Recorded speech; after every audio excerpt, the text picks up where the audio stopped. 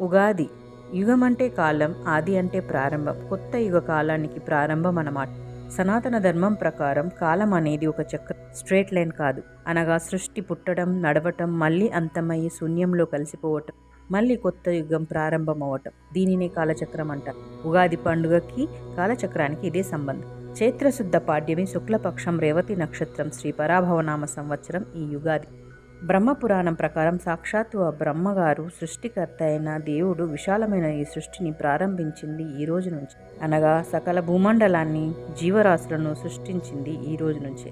ఉగాది వచ్చే సమయానికి భూమి ఉత్తరార్ధగోళం సూర్యునికి దగ్గరగా వస్తుంది. భూమికి మధ్యగా ఉన్న భూమధ్య రేఖ పై సూర్యకిరణాలు సరిగ్గా నిట్టనిలువుగా పడతాయి. ఈ రోజు నుంచి పగటి కాలం ఎక్కువగా ఉంటుంది, రాత్రి కాలం తక్కువగా ఉంటుంది. ప్రకృతిలో కొత్త శక్తి పుడుతుంది. శిశిర ఋతువు పోయి వసంత ఋతువు వస్తుంది. చలి పూర్తిగా పోయి వేసవి ప్రారంభమవుతుంది. పశుపక్షాదులు సంతానోత్పత్తికి ఇది సరైన కాలం. ప్రకృతిలో జరిగే ఈ మార్పు కాస్మిక్ని, జీవన క్రియను మన పూర్వీకులు కొన్ని యుగాల ముందే పసిగట్టారు. ఆ రోజునే ప్రకృతి ప్రారంభం అని చెప్పారు. కానీ ఇంగ్లీష్ నెలలో జనవరి 1కు మొత్తం చలి మాత్రమే ఉంటుంది. అక్కడ ఎలాంటి జీవక్రియ ఉండదు. చలి అంతా గడ్డ కట్టుకొని ఉంటుంది.